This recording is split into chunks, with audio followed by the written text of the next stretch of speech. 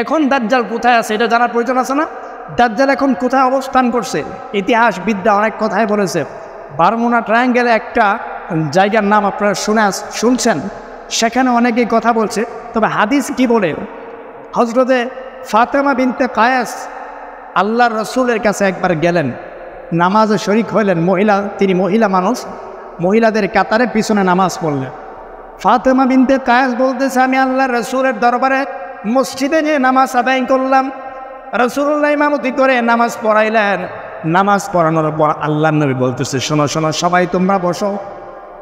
আমি এখন আপনাদেরকে সামনে রেখে মেহরাবে বসলাম। আল্লাহর নবীও নামাজ শেষ করে যাই নামাজ থেকে উঠে মানুষের সামনের দিকে ফিরে মেহরাবে বসে বলতেছে, সবাই বসো, যার যে জায়গায় বসে থাকো, কেউ উঠা বসা করো না। সবাই বসে থাকলো। মনে মনে ভাবতেছে, আল্লাহর নবী আজকে না জানি কি বলেন, কোন কথা যেন আল্লাহর নবী আজকে বলেন। সবাই হতভম্ব, সবাই চুপ করে আসে, অধীর অপেক্ষায় বসে আছে আল্লাহর নবী না জানে আজকে কোন কথা বলেন। আল্লাহর নবী বলেন, আজকে তোমাদেরকে আমি কোনো ভয় দেখানোর জন্য, কোনো বিষয়ে ভয় দেখানোর জন্য বসায় নাই। আজকে আমি তোমাদেরকে ওই কথাই বলবো, মাসিহ দাজ্জাল সম্পর্কে আমি তোমাদেরকে এতদিন পর্যন্ত যে বর্ণনাটা দিয়েছি, এই বর্ণনাটাই হুবহু কিছুদিন আগে মুসলমান হয়েছে আমার কাছে এসে তামিমে দারি। কিছুদিন আগেই মুসলমান হয়েছে তামিমে দারি। ওই তামিমে দারির হাদিস আজকে বর্ণনা তোমাদেরকে শোনায় দিব। তামিমে দারি তিনি একজন ব্যক্তি আল্লাহর নবীর কাছে এসে মুসলমান হন। মুসলমান হওয়ার পর আল্লাহর নবীকে এসে শোনান, ইয়া রাসূলুল্লাহ, আমরা লাখ এবং জুজাম দুইটা গোত্রের 30 জন লোককে নিয়ে আমরা নৌকায় ভ্রমণে বের হয়েছিলাম সমুদ্রের মধ্যে। তো সমুদ্রে উত্তাল সৃষ্টি হয়ে গেল। সমুদ্র উত্তাল হয়ে যাওয়ার পর আমরা দিক হারায় ফেললাম। সমুদ্রের মধ্যে দীর্ঘ 1 মাস যাবত আমরা ছিলাম। থাকার পর একটা দ্বীপের মধ্যে সমুদ্র আমাদেরকে নিয়ে ঠেলে দিল। দ্বীপের মধ্যে আমরা নামলাম। দ্বীপের মধ্যে নামার পর দেখলাম একজন ব্যক্তি অসময়ের কারণে তার পুরা গা ঢাকা আছে। সামনের দিক কোনটা, পিছনের দিক কোনটা চেনা যাচ্ছে না। আমরা বললাম, অমঙ্গল হোক তোর, তুই কে এখানে বসে আসস, তোকে চেনা যাচ্ছে না। ওই ব্যক্তিটা ডাক দিয়ে বলল, আমি হলাম সংবাদ গ্রহণকারী, আমি একজন গোয়েন্দা।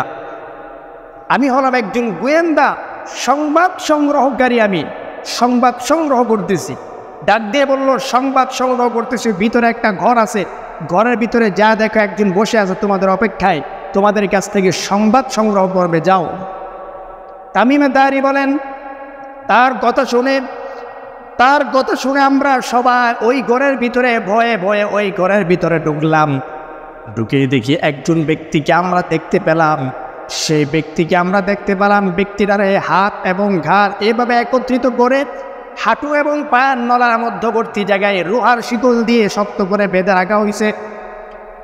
ব্যক্তিটাকে দেখে আমরা প্রথমে ভয় পেয়ে গেলাম। ব্যক্তিরা আমাদেরকে ডেকে বলতেছে, আচ্ছা এসেছো তোমরা, তোমাদের অপেক্ষায় আমি বসে আছি, তোমরা এসেছো, তোমাদের অপেক্ষায় আমি বসে আছি। আচ্ছা তোমরা বলো দেখি, তোমরা যেহেতু আসছো, তোমরা কিভাবে আসলে সেই ঘটনাটা আগে শোনাও। তারা সব ঘটনা বিস্তারিত শোনালো, কিভাবে তারা আসছে, সমুদ্রের মধ্যে হারিয়ে গিয়েছিল। তারপর অনেক দিন যাবৎ, 1 মাস যাবৎ প্রায় সমুদ্রের মধ্যে ঘোরাফেরা করতেছে, কোনো দিক পাচ্ছে না কোন দিকে যাবে। তারপর একটা প্রাণীর কথা বলল যে পশমে পোড়া গা ঢাকা, সে আমাদেরকে আপনার কাছে পাঠাইছে, সংবাদ নাকি আপনি আমাদেরকে কাছ থেকে নেবেন। এবার ওই ব্যক্তিরা বলল, আচ্ছা বড় দেখি বাইসানের অবস্থা কি, বাইসানের কি খবর। বাইসান একটা নাম। তারা বলল, বাইসানের কি সম্পর্কে আপনি জিজ্ঞাসা করতেছেন। সে বলল, বাইসানের যে বাগান আছে, খেজুর বাগান, সেই খেজুর বাগান সম্পর্কে আমি তোমাদেরকে জিজ্ঞেস করতেছি, সেখানে কি এখনও খেজুর দেই? তারা বলল, হ্যাঁ এখনও তো খেজুর দিচ্ছে। তো সেই লোকটা বলল যে অচিরেই সেই খেজুর গাছগুলো আর খেজুর দিবে না, খেজুর দেওয়া বন্ধ করে দিবে। দ্বিতীয় নম্বর প্রশ্ন করল যে বুহাইরায়ে তবারি, এই সম্পর্কে আমাদেরকে কিছু বলো। তখন তারা বলল, এর কি সম্পর্কে জিজ্ঞেস করতেছেন? সে বলল, এই যে একটা ঝর্ণা, এই ঝর্ণা কি এখনও পানি দেয়? এখনও কি পানি তার মধ্যে আছে? তারা উত্তর দিল, হ্যাঁ এখনও পানি আছে। মানুষ সেখান থেকে এখনও পানি নিয়ে তারা ক্ষেত খামার করতেছে, তাদের বাগানগুলোতে পানি দিচ্ছে। আবার তৃতীয় প্রশ্ন করল, যুগার নামক ঝর্ণা সম্পর্কে আমাকে কিছু বলো, এখান থেকে মানুষ এখনও পানি নিয়ে তাদের ক্ষেত খামারে পানি দিচ্ছে কিনা?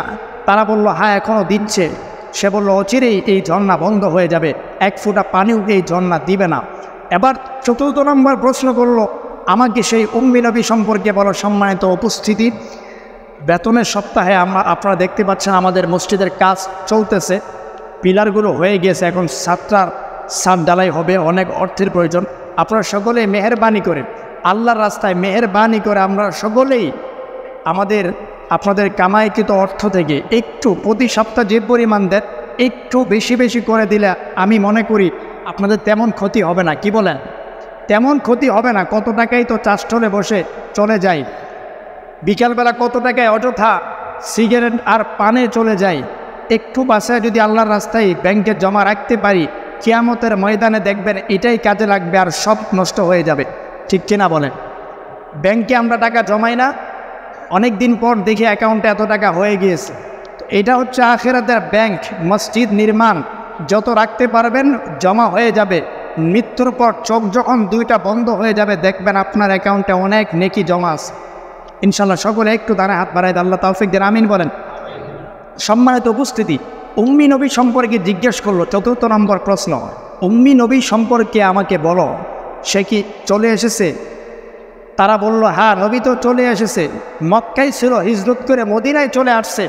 মদিনা আসার পর যুদ্ধ বিগ্রহ হচ্ছে। তো যুদ্ধ বিগ্রহ হচ্ছে, কি খবর? যুদ্ধে বিগ্রহ কে বিজয় লাভ করতেছে? তারা বলল, নবী বিজয় লাভ করতেছে এবং সেখানে তারা ইসলাম কায়েম করতেছে, শাসন ব্যবস্থা কায়েম করতেছে। অনেকেই মানুষগুলো তার আনুগত্য স্বীকার করে নিচ্ছে।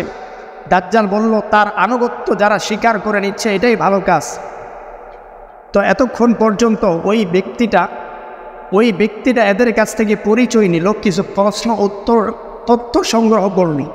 এখন তারা এবার প্রশ্ন করতেছে, এতগুলো তথ্য আপনি আমাদের কাছ থেকে নিলেন, আপনি কে? আপনার পরিচয় তো আমরা জানলাম না, আপনার পরিচয়টা আবার দেন। সেই ব্যক্তিরা বলতেছে, আমার পরিচয় জানবে, আমি হলাম দাজ্জাল, আমি হলাম দাজ্জাল, আমি দাজ্জাল। এই যে আমাকে দেখতেছো, আমাকে বেঁধে রাখা হয়েছে, অচিরেই আমাকে ছেড়ে দেওয়া হবে। আমি দুনিয়াতে যাব, উম্মতে মুহাম্মদের জন্য সবচাইতে বড় পরীক্ষা হয়ে আমি দুনিয়াতে যাব। আমি 40 দিন দুনিয়াতে থাকব।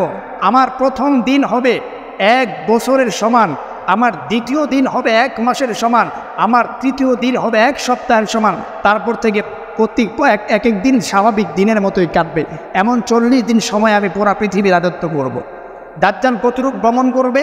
হাদিস শরীফের মধ্যে আসছে, লাইসা মিন বারাদিন ইল্লা সায়াতুহু দাজ্জালু। এমন কোনো শহর থাকবে না যেখানে দাজ্জাল যাবে না। পুরো পৃথিবীতে সে সফর করবে, ভ্রমণ করবে, সব জায়গায় ভ্রমণ করবে। তো দাজ্জাল সম্পর্কে আমরা জানলাম।